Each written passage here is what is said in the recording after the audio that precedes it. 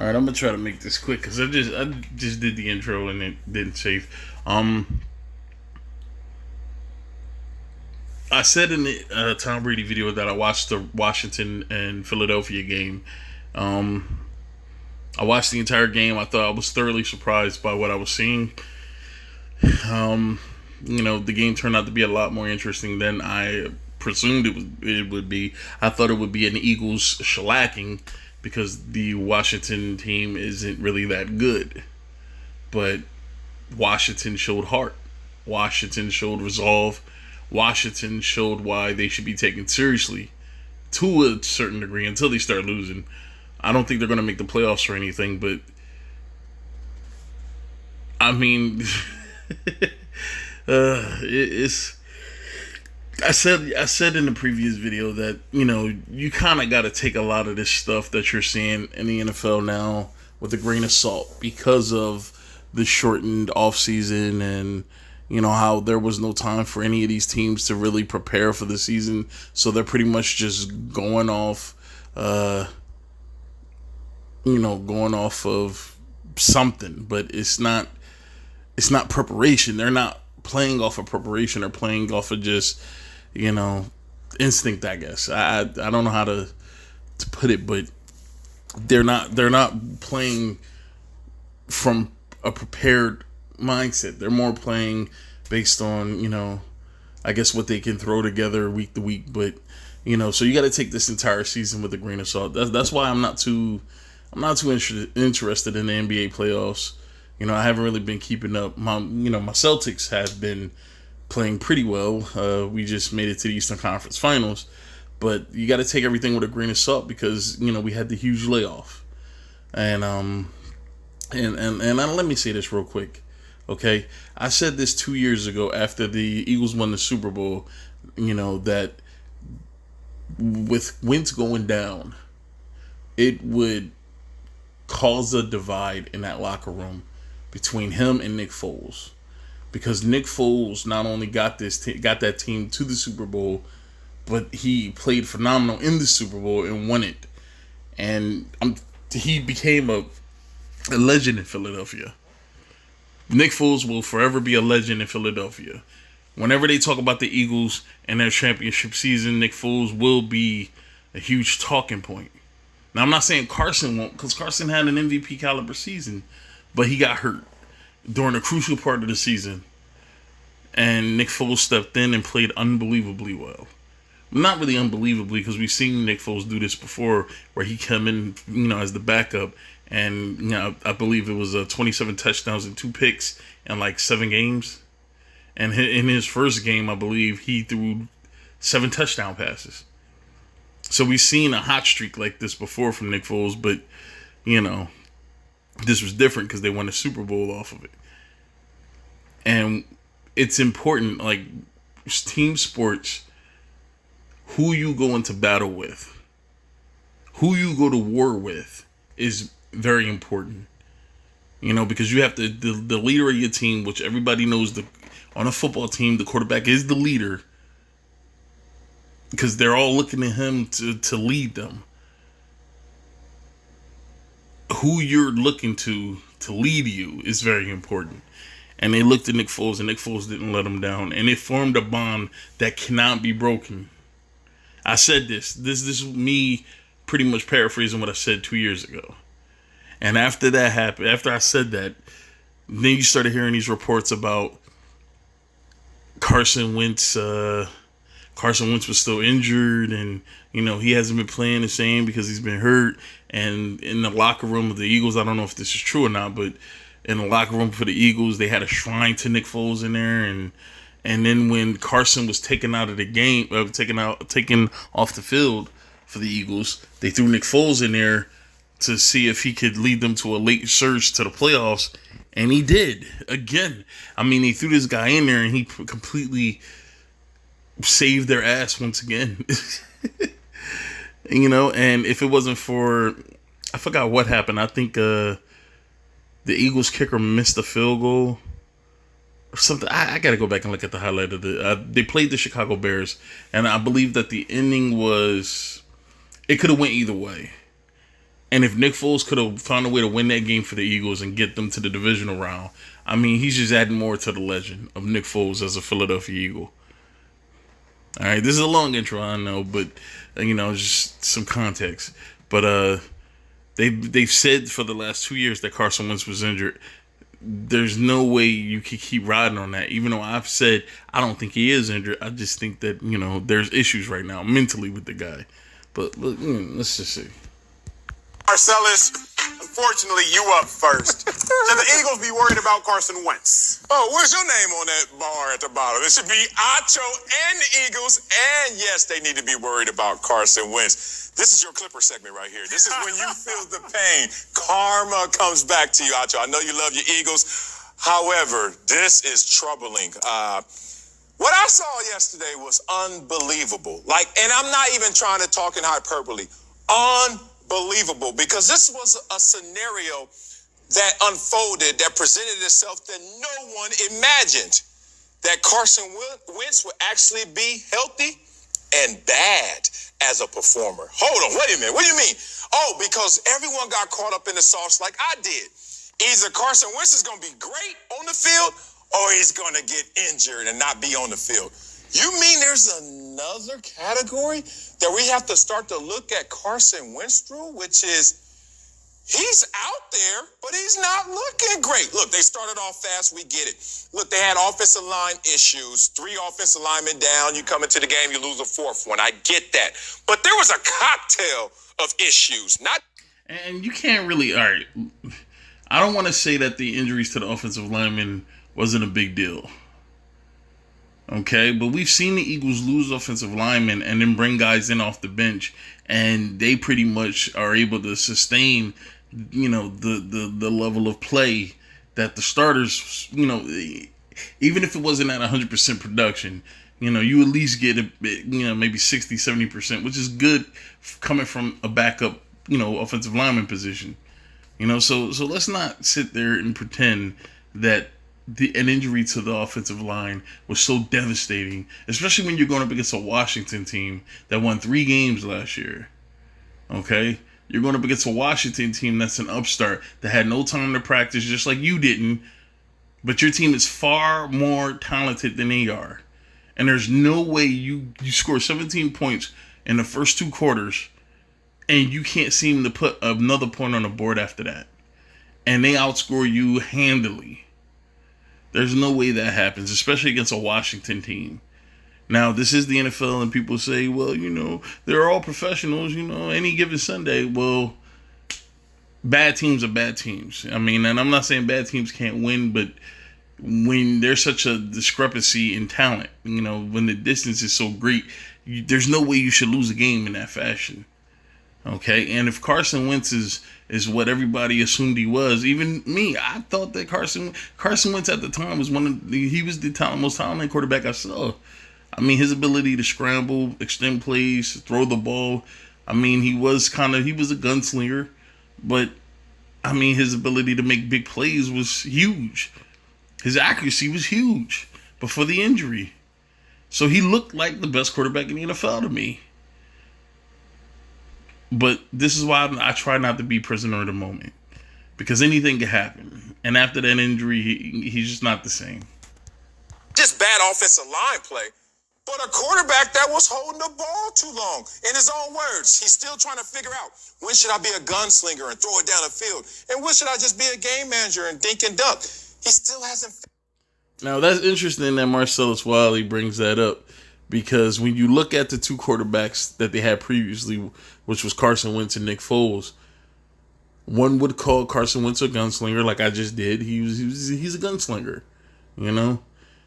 And one would consider Nick Foles to be a game manager. He's a guy to come in. His job is not to play outstanding. His job is to not throw picks, not turn the ball over in any way, and try to help them steer towards making the right plays so they could try to win the game. Nick Foles is considered a game manager. Now, it's interesting that he brings up Carson Wentz came out and said he didn't know whether to be this way or that way. Now, I mean, I could be reaching.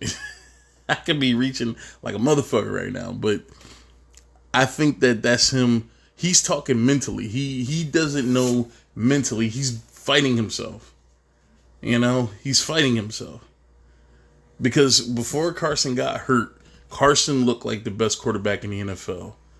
And one could make the argument that he was the reason why that team was as successful as they were. But when he got hurt, then you bring in Nick Foles, and it's like the team doesn't miss a beat. And they're just moving as regular.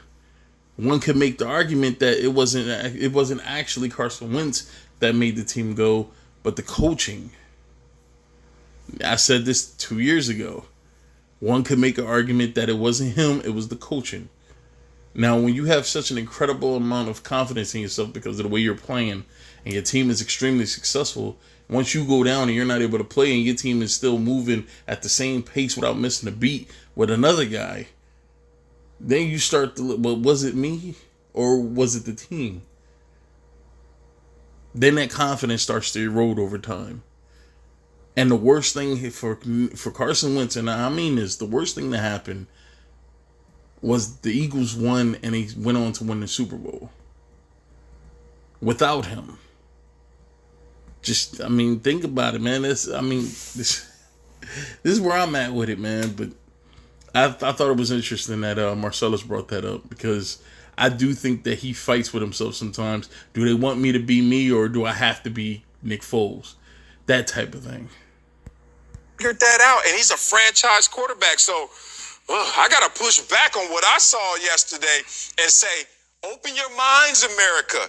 There is now a situation at play that could really accelerate Jalen Hurts being inserted into this lineup, and it's because... Sorry, I accidentally turned my phone to the side. Hopefully the view of the screen isn't all turned around. Sorry. Not because he's injured. Not because he was out there and looking great. It's because Carson Wentz actually played bad. Who would have thunk it? Carson Wentz has been average ever since he came back from his injury. So for anybody to sit here and assume that we never thought in a million years we would see Carson Wentz not play at an all-pro level.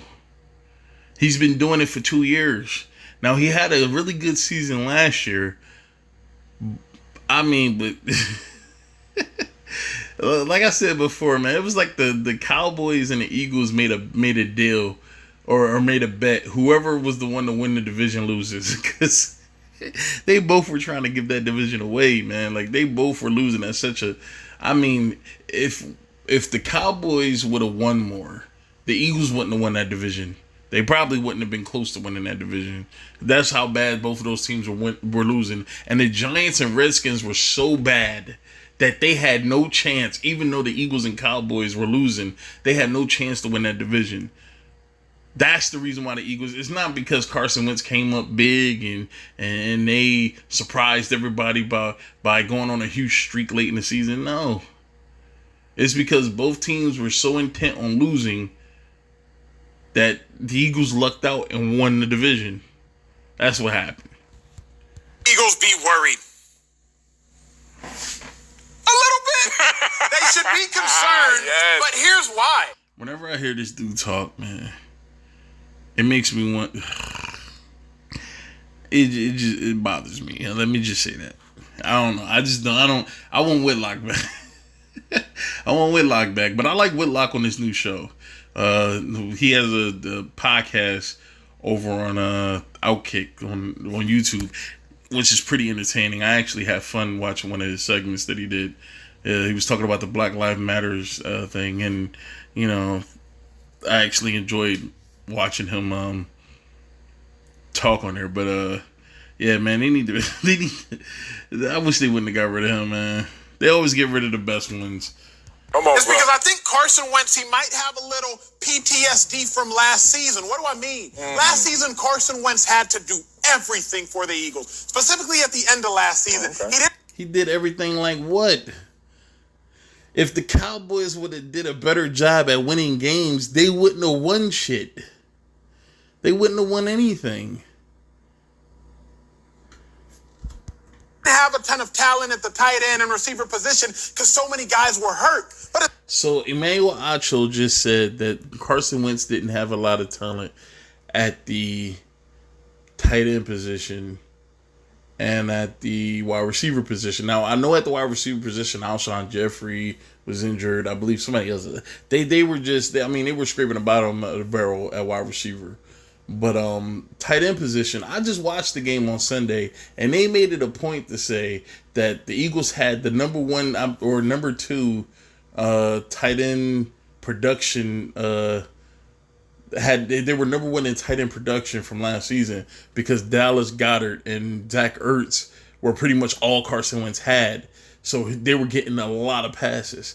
So he didn't have a lot of talent. Goddard is an extremely talented tight end. I believe he was a second round pick, but extremely talented, man. You know who else was a second round pick? Rob Gronkowski. That is a very valuable pick to pick a tight end in the second round, especially a really talented one. So let's not pretend that he was throwing to some bums. And Zach Ertz, this dude is a multiple time Pro Bowler. Zach Ertz is a big time target. So he had people to throw to. And when you have, 2 or 3 running backs coming out of the backfield that can get you yards on the ground and catch the ball out of the backfield. He had weapons. Let's not pretend Carson Wentz didn't have weapons and he didn't have help. He had help. And I believe the offensive line, for the most part, besides I believe Brendan Brooks was the one that was hurt, or was it Jason Peters? One of them was hurt, and then Vitae came in, and I think he played most of the season for them. But they were predominantly healthy. Dude had help. This was confusing to me because they should have won more. It shouldn't have been a back and forth losing fest between them and the Cowboys to see who will win that division. All right. Not the same this year. So last year, Carson Wentz had to try to hit a home run every play. This year, Carson... No, that's ridiculous. That is stupid. That's stupid. If that's what he was doing, no wonder they was losing so damn much. I don't watch Eagles games. I don't like the Eagles. I'm not really interested in the Eagles for the most part, but I haven't watched football in a while. I didn't even think it would be football, so I watched the only game that was on TV, and that was the Eagles game. All right, so I don't watch the Eagles too much unless it's the playoffs. All right, if Carson Wentz's mindset was home run every play, 1, he should have about 30 interceptions like Jameis. Okay, 2, no wonder they were losing so damn much. Okay, no one looks for a home run every fucking play. I really don't like this guy, bro. I don't know. I just don't like this dude. You don't need to hit a homer every play. Sometimes you can swing and just hit the single. But let me show you what happened yesterday. Because yesterday, Carson hit a home run early on in the game. And you know what's funny about a lot of these former athletes who didn't really pan out in their respective sports? Like, what I find funny, like Ryan Hollins. Like, they jump on TV, they talk a big game, they talk like they have so much knowledge about the game, but you didn't have enough knowledge or talent to be somewhat effective at your fucking sport. But you jump on TV and you speak with such bravado and confidence, like you know how the fuck it is. And when you don't really know shit because you didn't know enough to keep your ass in the fucking job. Alright? But I don't know. I just don't like this dude, man. I have yet to hear a point of his that I agree with, and I have yet to respect any of his opinions. But let's get to it, man. It's 10-0.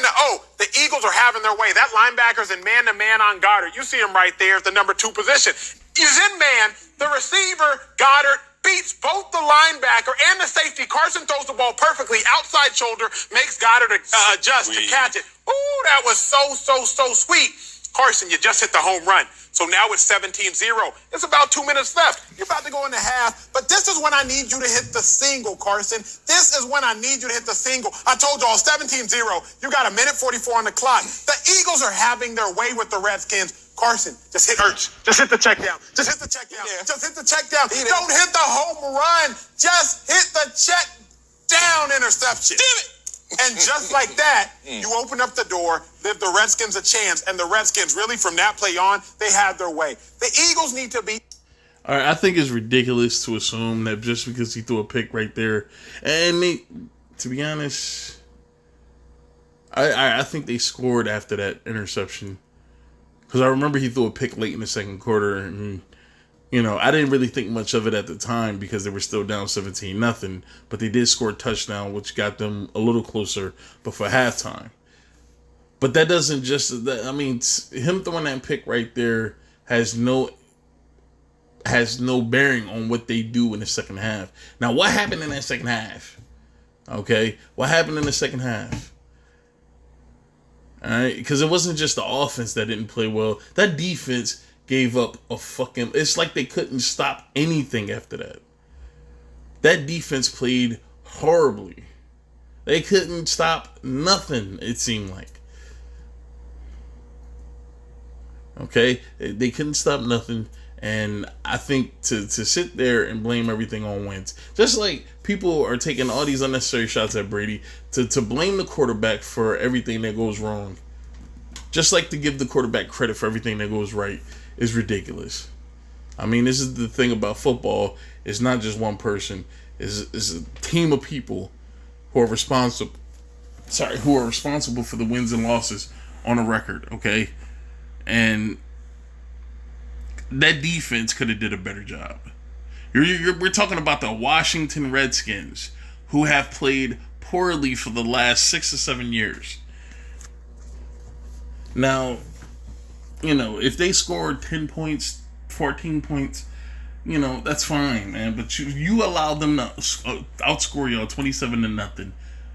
I said that's more to say about that defense than the offense. Now, the offense didn't score anything in the second half. But, like I said, man, like nobody had time to prepare for any of this, But let's go, man. A little bit concerned, not because Wentz doesn't have the ability, but because this year they don't need the same thing that they had last year from Wentz. Don't hit a home run every play, Carson Wentz. Sometimes it's okay. Just hit the single and live to play another play. I like what you're saying there, Acho. I think y'all both make great points, but no, there's no reason to be worried about Carson Wentz right now. What needs to take place is... I agree with LeVar.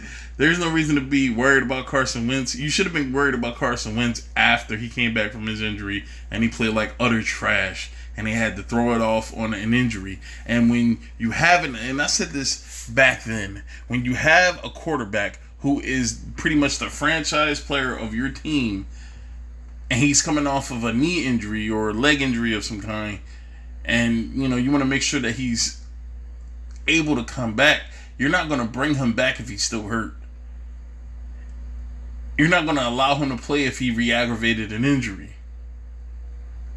But Carson Wentz played a significant amount of that season for a guy that was still injured. And I didn't understand, why are they saying he's injured and he's out there playing when this is supposed to be your future? This is why I don't believe in that injury thing. I think that was just a made-up narrative so they could give him an excuse for the reason why he was playing the way he was. Because they know how ravenous the Eagles fans are and how turncoat they are. How when you win, that team is behind you 100%. But the moment you start losing, that's when everybody's, they hate your guts. They hate you. They want you to die, all this other shit. All right? That was an excuse. They gave Carson an excuse for the reason why he was playing bad. They gave him an excuse. Needs to be more preparation. The point that you just made, Acho, is a coaching point. All right, I heard you reference me as a coach earlier on in the show. Appreciate the shout out. And here's the thing.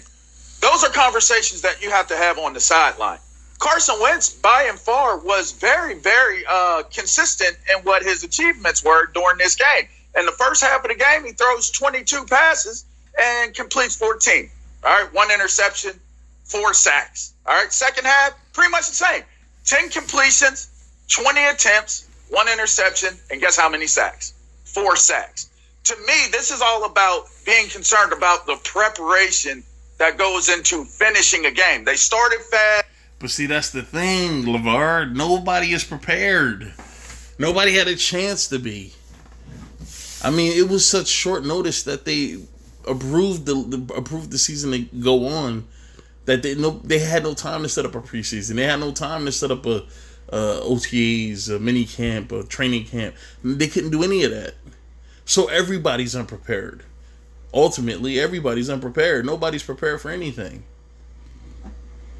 And I heard that like when I was watching what was it, Undisputed, and they were talking about Aaron Rodgers and how the front office, they drafted Jordan Love because they're ready to move on from Aaron Rodgers.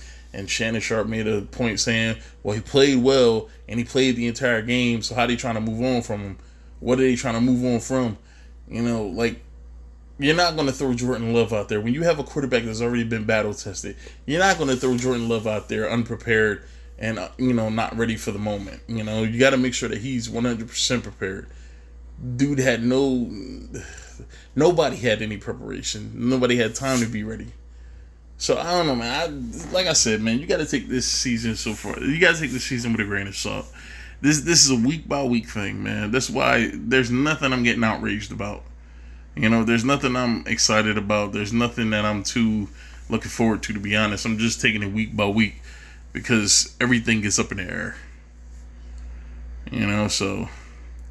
But I'm done, man. I'm done talking about this, man. Look, I've been saying for 2 years that Carson Wentz wasn't injured, that this was a mental battle that he was fighting, and he still can't win it. And the reason why that he hasn't been able to let this go, and this is just me, spitballing my thoughts. The reason why he hasn't been able to let this go was because the Eagles haven't been able to get back to the Super Bowl. That's the only way you're going to take away the effect Nick Foles had on this team, is by Carson leading his team to another Super Bowl. And since they haven't been able to over the last 2 seasons, it is what it is. So, hopefully, he could find a way to move on from whatever it is I guess he feels inadequate about, and is able to play well. But we'll see, man. All right, I'm done.